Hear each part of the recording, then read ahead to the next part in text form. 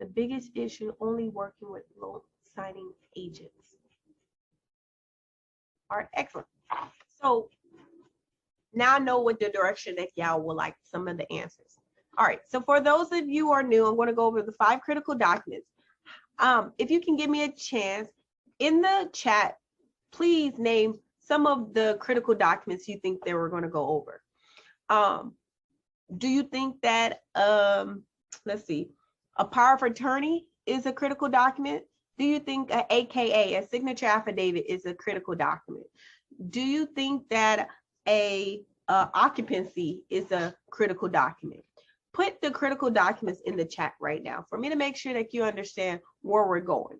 So I say all of that to say, typically when I call a borrower, I make sure I follow up with a text message. So I have a simple text verbiage that I have in my phone, just in case that they're not able to answer my phone. And they usually appreciate that, because 9 times out of 10, they are literally at work, right? Working professionals.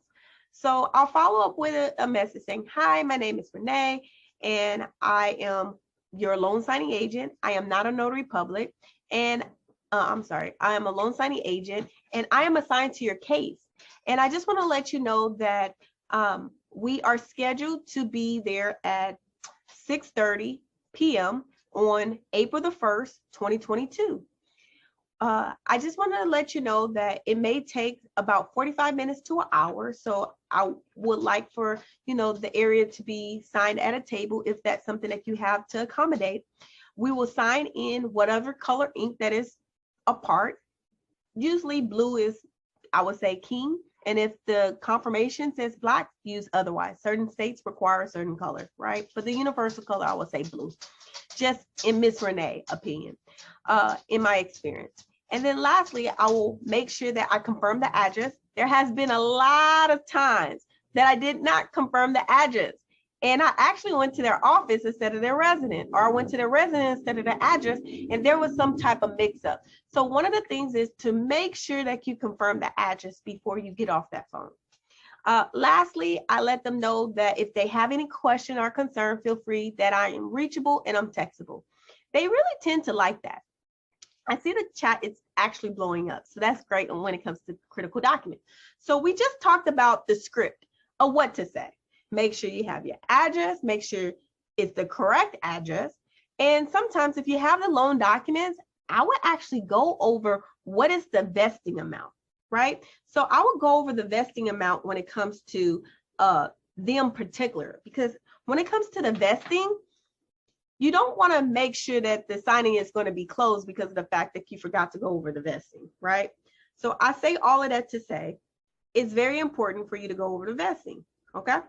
So let's make sure that we go over the vesting if we have the documents in time, okay? Just in time. Some people may not actually have that. So I say all of that to say this is some of the things that you want to go over. So now that the chat is actually set for us, let's see what you have. We have the note, ding, that is correct. The AKA, I see that some people put the AKA. The AKA is called the signature affidavit. That is not considered a critical document in the thing. The settlement statement, the alter statement is, I would not call the critical document. Over that, I would call the CD as a critical document, okay? Let's keep going. Able to see that. I kind of showed you that on my Calendly opt-in form, but definitely it's not something that you need right now. It's something that you may aspire to get eventually, okay? Business cards and brochures, I showed you how important it is for you to get business cards and brochures.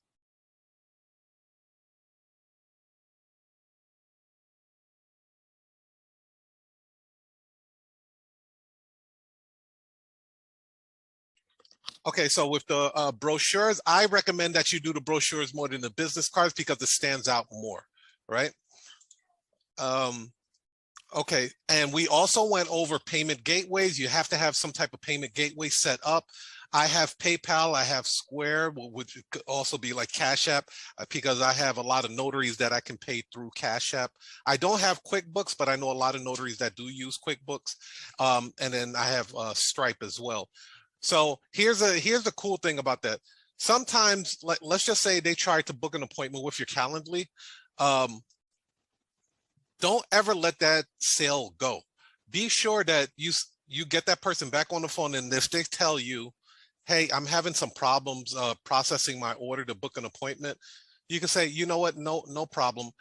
I can take your order over the phone. Believe it or not, customers pay over the phone. I get a lot of customers that pay over the phone. Just discard all of that valuable information that you have, like their credit card number, expiration date, security code. Make sure you discard all of that. It's not lying around for somebody prying eyes to see, right?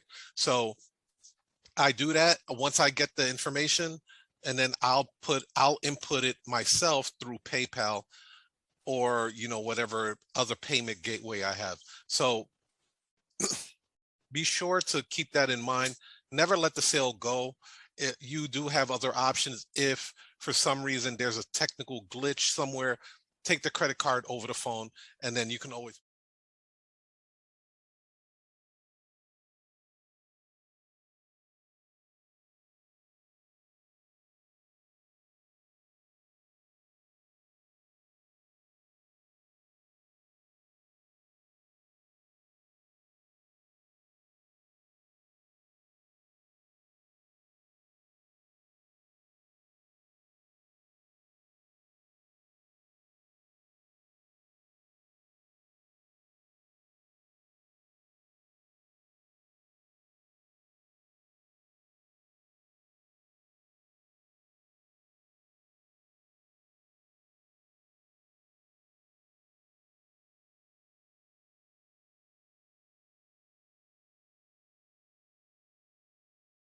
Out and spell it right.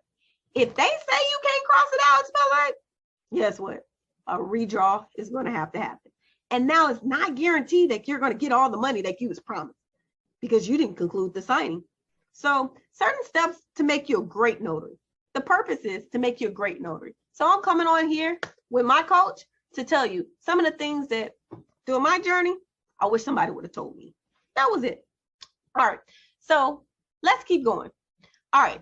Now there's a little initial. Pay attention to that initial. Because, baby, let me tell you, these initials were a demon to me. Okay? Yeah, I'm speaking spiritual. But it was a demon to me because I sometimes overlooked it, and I had to go back. And going back and not getting paid to go back is not good. So I wish that you better than me, okay?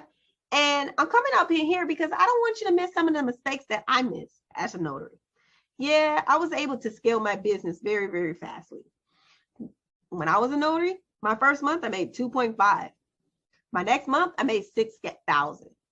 Why? Because I actually saw a girl that looked like me on YouTube and told me her first 30 days, she made 6,000. And I said, wow. She told me all the recipe, and I just scaled my business. And I'll share that YouTube video with you guys.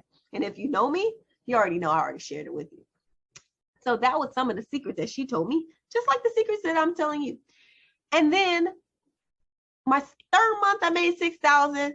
My fourth month, I made 7,000. My fifth month, I made 8,000, almost 9. And then I said, I need a coach. I said, there's too many orders out here. And I'm not getting all of them. So I scaled my business to a signing service. And I got my coaching from Mr. Toledo. When I did that, he was able to show me how to scale my business and still work in the company until I was actually ready to actually launch to the public, right? So I brought one person in, and I would call it a little bitty signing service, right? At the time, right? I brought some people in that I coached to kind of take orders.